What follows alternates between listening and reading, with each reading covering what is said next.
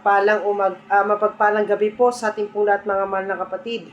Nagpapatuloy po yung mga ating pag-aaral ng ating pong Panginoong Diyos. Ang ating pong pag-aaralan ay ano po yung iba't ibang uri ng mga tao nakikinig sa makatwid. Meron po kasing apat na uri ng tao yung mga nakikinig. At yan po ang ating pong aalamin. At yan po ang ating pong pag-aaralan ngayong gabi. About iba't ibang uri ng mga tao nakikinig. Doon po sa Luke, basahin po natin mga kapatid. At pasimula na po natin dito po at uunawain po natin sa Luke chapter 4, verse 18 to 19. Sumasa akin ang Espiritu ng Panginoon, sapagkat ako'y pinahiran niya upang ipangaral ang mabuting balita sa mga dukha. Ako'y sinugo niya upang itanyag sa mga bihag ang pagkaligtas, at sa mga bulag ay pagkakita upang bigyan ng kalayan ng nag-aapi, upang itanyag ang kayang tayo sa Panginoon.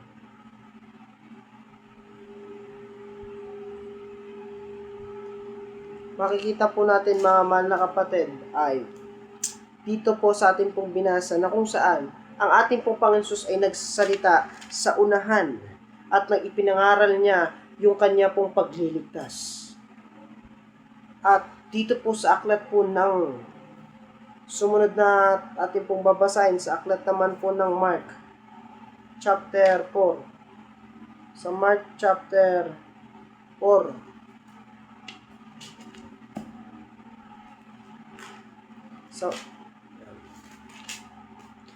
Mark chapter 4 verse 1 to 9, ganito po atin pong mababasa. At siya'y muling nagpasimulang magturo sa tabi ng dagat at nagpipisan sa kanya ang lubhang maraming tao. Ano pat siya'y lumulan sa isang daong at siya'y naupo sa dagat at ang buong karamihan ay nasa lupa na tabi ng dagat. At sila'y tinuturuan niya ng maraming bagay na mga talinghaga at sinabi sa kanila sa kanyang pagtuturo. Pakinggan ninyo, narito ang naghahasik ay yumaon upang maghasik at nangyari sa kanya naghasik na ang ilang binhi ay nangahulog sa tabi ng daan. At nagsidating ang mga ibon at kinain ito. At ang mga iba'y nangahulog sa mga batuhan na do'y walang maraming lupa at pagdakay sumibol sapagkat hindi malalim ang lupa. At nang sumikat ang araw ay nangainitan at dahil sa walang ugat ay nangatuyo. At ang mga iba'y nangahulog sa dawagan at nagsilaki ang mga dawag at iniinis ng mga pananim at ito'y hindi nangamunga. At ang mga iba'y nangahulog sa mabuting lupa at nangamunga na nagsisitaas at nagsisilago at may namumunga na tig-30 at tig-60 at tig-100. At sinabi niya, ang may mga pakinig ay makinig. Dito po makikita po natin ito po yung talinghaga. Nagkwento ang ating Panginoong Jesus sa kanyang mga alagad sa pamamagitan ng talinghaga sapagkat ito po spiritual, hindi po literal. Ano po yung unang salita ng Panginoon, yung napakinggan ng kanyang mga alagad? Ang sabi po niya ay, pakinggan ninyo, narito naghahasik yumaon upang maghasik, at nangyari sa kanyang paghahasik na ang ilan ang binhi ay nangahulog sa tabi ng daan at nagsisidating ang mga ibon at kinain ito. Yan po yung una. Ano po batay po sa Biblia? Sino po yung tinutukoy na ibon na yun ang kumain doon po sa binhi na nahasik? Yun po yung nahuhulog sa tabi ng daan, yung paghahasik o yung binhi. Pero kung mapapansin po dito sa ating binasa, nagsidating ang mga ibon at kinain ito. Sino po yung tinutukoy ng Biblia batay po sa ating pong pinag-araan na sa ating pong binasa? Pakinggan niyo po ang sagot. Dito po aklat po sa Mark chapter 4 verse 14 to 15. Ang manghahasik ay naghahasik ng salita at ang mga ito'y yaong na nga sa tabi ng daan na doon nahahasik ang salita at nang kinalang mapakinggan. Pagdakay pinaroroonan ni Satanas at inaalis ang salita na inihasik sa kanila. Dito po makikita po natin mga kapatid yung hasik, na yung hasik po pala, yun po yung salita ng Diyos. At sa ating po mga binasa, ang sabi pa po, at ang mga ito yaon na nga sa tabi ng daan na dooy nahahasik ang salita sa makatwid. Yung mga tao po na nakakinig ng mga salita ng ating pong Panginoong Diyos na kanilang mapapakinggan. At nung sila po ay nakapakinggan ng mga salita ng Panginoong Diyos, ang sabi pa po, pagdakay pinaroroonan ni Satanas at inaalis ang salita na inihasik sa kanila sa makatwid. Mga mahal po naming mga kapatid, yung ibon na tinutukoy po sa ating pong binasa ay walang iba kundi si Satanas. Siya po yung nag-aalis ng mga salita o yung mga nahasik sa mga tao, yung salita ng Diyos na napakinggan ng mga tao ay inano po ni Satanas, inalis po sa kanila para po hindi maitanim ng malalim sa kanilang mga puso. Pero ano pa po ang sagot sa ikalawa ng mga taong nakarinig? Basahin po natin ang Mark. Doon pa rin po mga mahal po namin kapatid sa 4:4. Ganito po ating pong mababasa. At nangyari sa kanya paghasik ng ilang binhi ay nangahulog sa tabi ng daan, nagsidating ang mga ibon at kinain ito. Yun po yung ating pong binasa. Ngayon, ano pa yung ikalawang uri? Ang sabi pa po dito sa ating pong binasa, at ang mga iba'y nangahulog sa batuhan, na do'y walang maraming lupa at pagdakay sumibol sapagkat hindi malalim ang lupa. Sa mga tuwid, ang ikalawang ano po, na taong nakarinig, yung mga nangahulog sa batuhan. Ano po ba yon? Pakinggan niyo po ang sagot sa Mark chapter 4, verse 16 to 17. Pakinggan niyo po mga mahal na kapatid. At gayon din naman, itong sa mga nahasik sa mga batuhan, na pagkarinig nila ng salita, pagdakay nagsisitanggap na may galak, at hindi na nag-uugat sa kanilang sarili, kundi sandaling tumatagal. Kaya pagkakaroon ng kapighatian o ng pag-uusig dahil sa salita, pagdakay nangatitisod sila. Ito pong ating pong binasa yung mga tao nakarinig. Subalit, tumimo na sa kanilang puso. Sa kanila po, tumimo na sa kanila. Pero kung mapapansin nyo po sa verse 17, at hindi na nga uugat sa kanilang sarili sa mga tuwid, hindi po nag-uugat o hindi nagbubunga. Bakit po? Kundi sadaling tumatagal. Kaya't pagkakaroon ng kapighatian o ng pag-uusig dahil sa salita, pagdakay nangatitisod sila. Makikita po natin, mga mahal po namin mga kapatid, pagdating po o nakapakinig na sila ng mga salita po ng ating po Panginoon Diyos na itanim na nila, pero hindi po nagbunga, hindi po nag-ugat sa kanilang mga puso. Bakit? Sapagkat kapag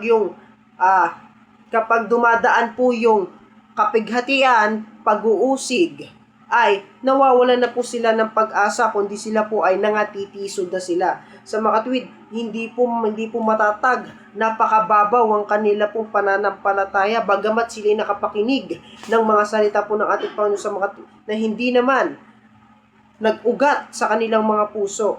Dahil po mga mahal na kapatid, ay napagtatagumpayan pa rin po sila ng mga bagay na mga problema sa kanila. Yun po ang kanilang yun po yung pinagtatagumpayan nila sa kanilang mga buhay. Kaya mga mahal na kapatid, ito po yung mga taong nahasik sa batuhan. Yung mga taong nakapakakinig ng mga salita ng ating Panginoong Diyos at nagsitanggap na may galak. Subalit, pag dumating ang mga kapighatian, problema at pagsubok sa buhay, ay nangatitisod sila sa mga tuwid. Hindi po matibay ang kanilang pananampalataya. At yung pangatlo naman po, na ikatlong nakikinig, tao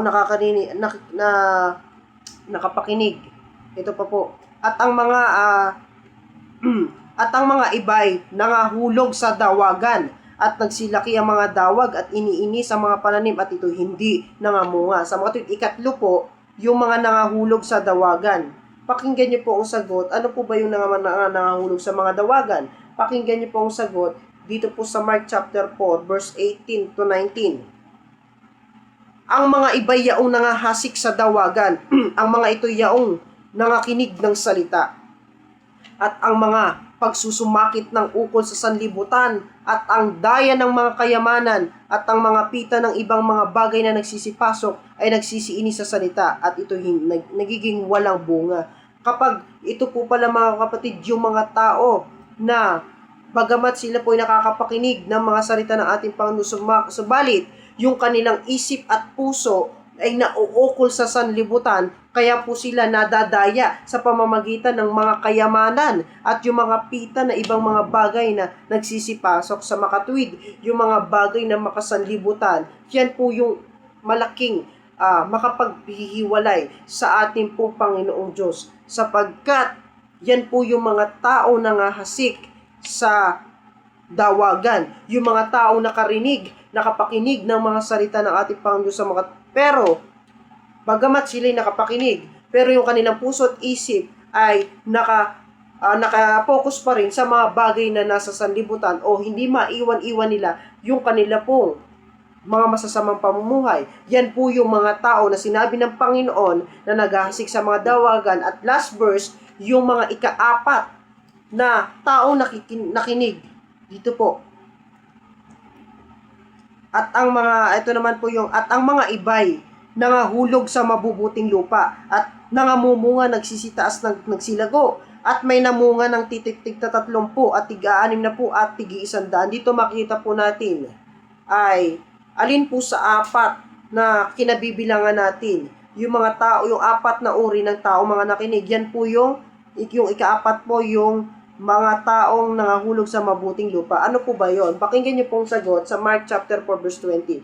At yaon ang nangahasik sa mabuting lupa na nakakinig ng salita at tinatanggap ito at namumunga ng tig-30, tig-60 at tig-100. Makikita po natin na yung mga tao po na nangagasik sa mabuting lupa, yun po yung mga tao nakapakinig ng salita na ating Panginoon Diyos, isinabuhay, nag-ugat, nagbunga sa kanyang puso at hindi po siya nag-iiwan, hindi po siya nanlulupaypay, hindi po siya napagtatagumpayan ng mga pag-uusig o kapighatian. Sa halip, panatag po niyang ginagawa yung kanyang napapakinggan mula sa ating pong Panginoong Diyos.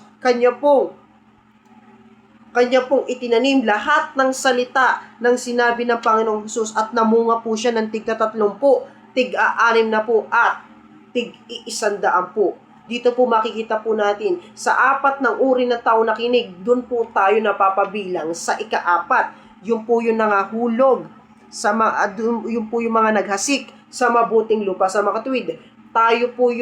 Ibig sabihin, yan po yung mga taong nakapakinig ng mga salita ng Diyos at isinabuhay ang kanya pong mga salita at nagpatuloy sa kanyang kalooban. Anumang problema ang kanyang maranasan sa kanyang buhay, ay patuloy pa rin pong naglilingkod sa Diyos na makapangyarihan sa lahat. Kaya yan po tayo mga mahal na kapatid, dyan po tayo hinihimo ng ating pong Panginoong Diyos. Anumang problema at sitwasyon sa ating buhay, dito po sa gitna ng sanlibutang itong ating pong kinagagalawan, ay wag po tayong mawala ng pag-asa sapagkat lagi pong may Diyos na dumidinig sa atin at pakikinggan niya po ang bawat isang tapat at lingkod sa lahat ng kanyang kahilingan. Pakikinggan ng ating pong Panginoong Diyos na walang alinlangan lahat ng kahilingan ipagkakaloob o isusupply ng Panginoon sa bawat isa po sa atin. Praise God! Napakabuti ng Panginoon. Kaya hanggang dito lang po ang ating pong pag-aral naway. Na-share ko po sa inyo malinaw na buong katotohanan ang sinabi ng Panginoong Hesus. Mga mahal po namin kapatid, ito po'y talinghaga.